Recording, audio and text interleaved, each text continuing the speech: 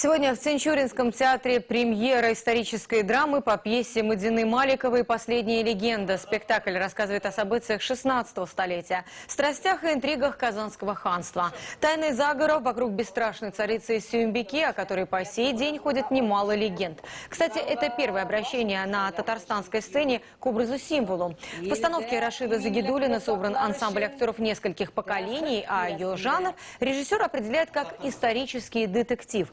После успешной постановки шекспировского «Гамлета» на сцену пришел не менее драматический материал. Для того, чтобы немножечко развеять миф о той самой Сюмбике, которая якобы сбросилась с башни Сюмбике, которая находится в нашем Кремле.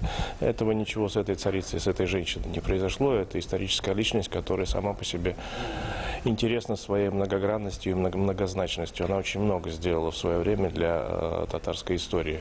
И конец ее был, конечно, ужасен.